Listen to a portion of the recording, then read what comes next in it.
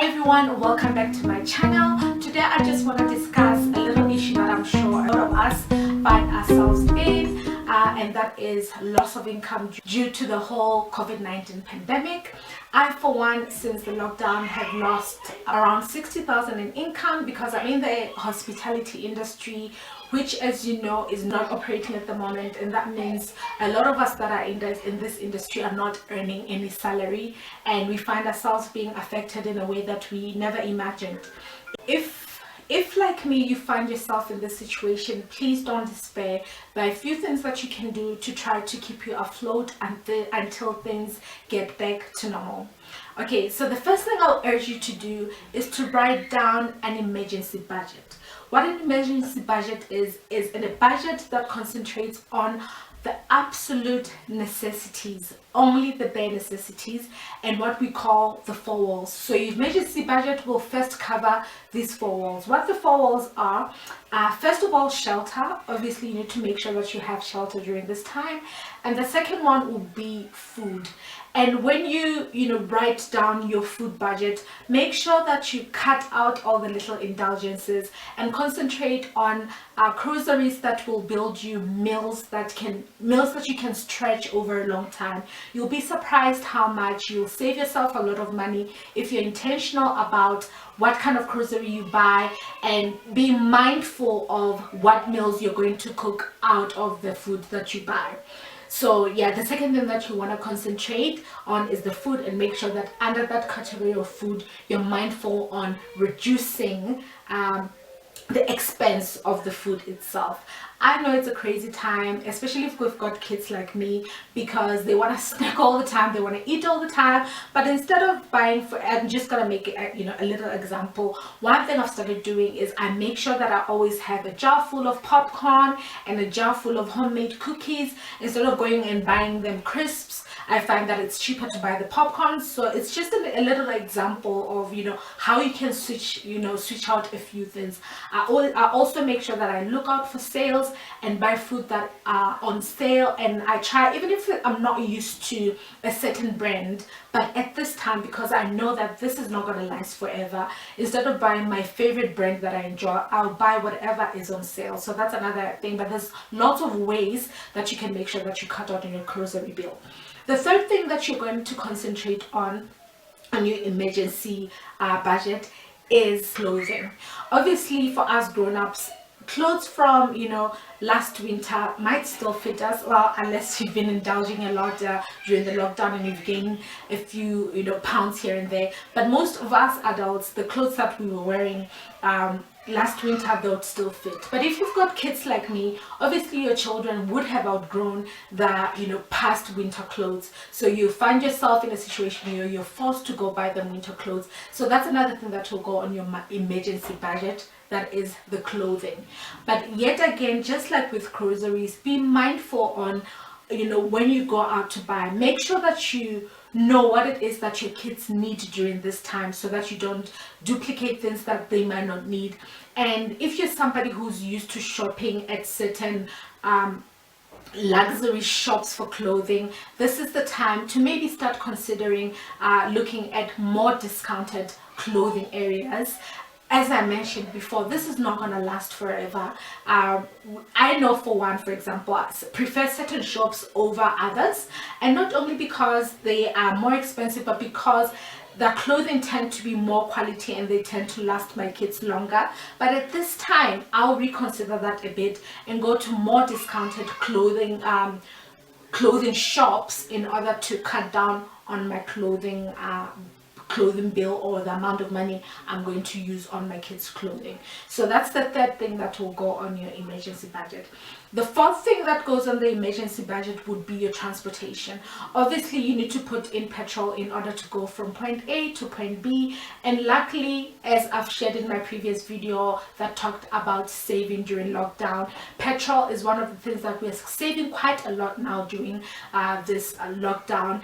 And even though we're not really traveling a lot, you still do need to travel to pick up groceries. You still have to have that petrol in your car in case you need to seek medical assistance and so forth and so on. So that's another thing that will be in your falls. I need to mention that when I say you need to cover shelter, under shelter, you still want to include your utilities like your electricity as well as water or any bills that come with shelter. So shelter, under shelter, all the necessary utilities. So after making sure that you draft an emergency budget and you cut out all the unnecessary stuff, obviously on an emergency budget, apart from the 4 things I've mentioned, which is the shelter, the food, the clothing, as well as the transportation, most of us would still be paying for our cars or for our bond, so there's still those debit orders that come in every monthly. That brings me to my second point on how to survive during this crazy time. So apart from doing the emergency budget, the second thing you want to do is to call your creditors. You'll be surprised on how many creditors are now offering some form of relief to their clients. Most banks are offering payment holidays to their clients, and if you honestly cannot afford to keep up with your payments, call them, be proactive, and get ahead of the situation instead of waiting to default on your payments. I for one managed to reduce my car insurance from 860 to 226 just by calling them and telling them that my car has been parked during the lockdown and I only drive it to get groceries and for any other emergencies like medical assistance. Saving on that payment can assist me during this difficult time. So go ahead, call your car insurance, find out if there's any form of relief they're providing during this time.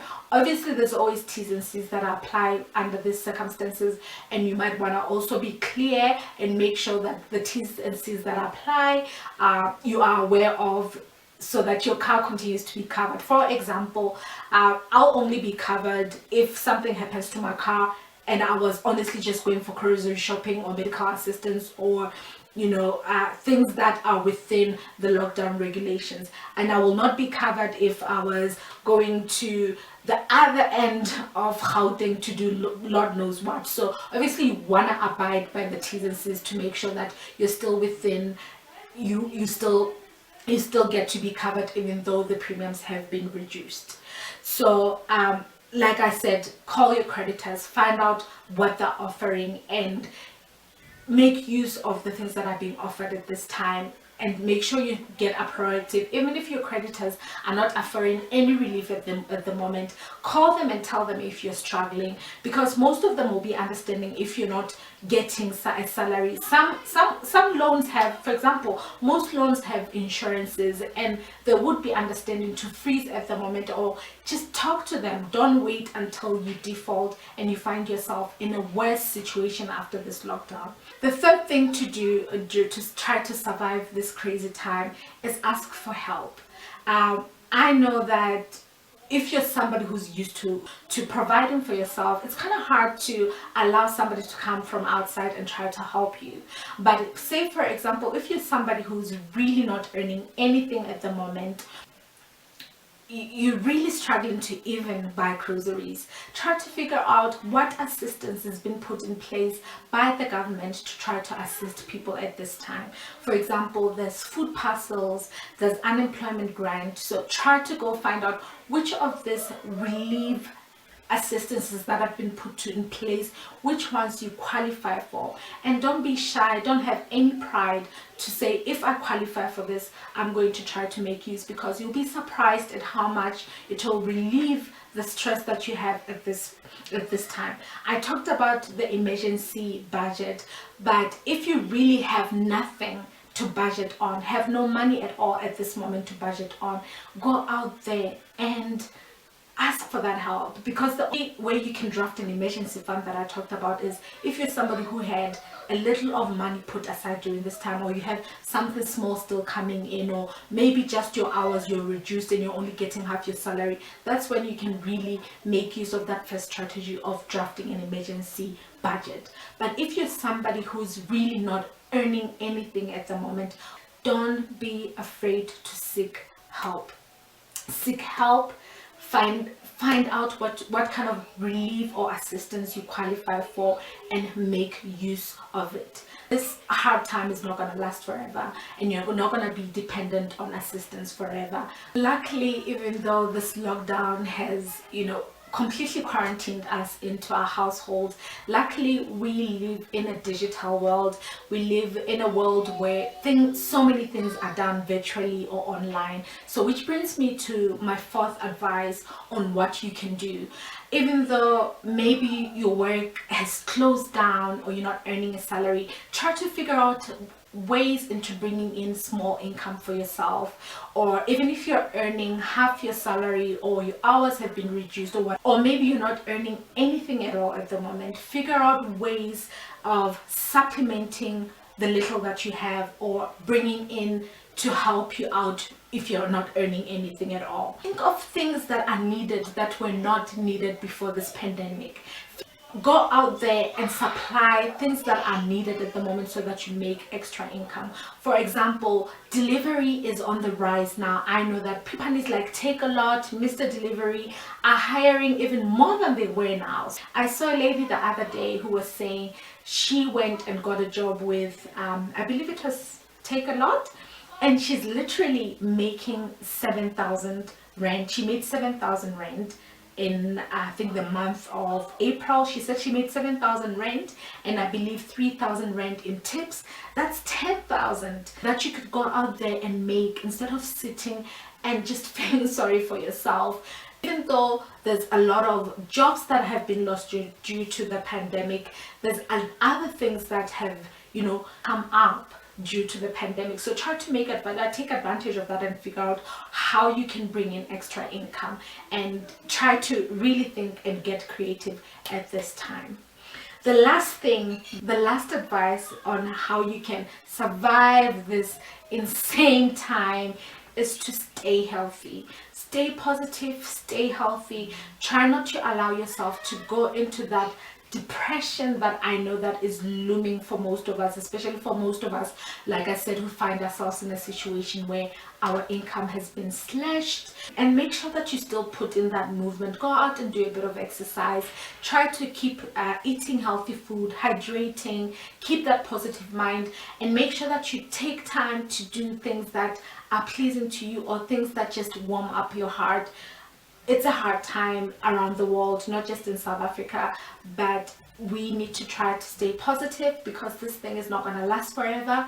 It will come to an end. We will get on the other side of this. Try as much as you can to keep that positive mind and keep your mind, body and soul as healthy as you can. Thank you so much for listening, guys. I really love advice on how you are surviving this crazy time. If you're somebody who finds yourself in the same situation and maybe there's certain things that you are trying out to try to survive that I have not touched on, please share that in the comment section below. Not just for me, but for everybody that might be there reading, so that we get more ideas on how to beat this time and make sure we get out on the other side. I'll see you next time. If you haven't already, please subscribe, click that notification bell so you can know when I upload my next video. I'll see you next time. Stay safe. Bye bye.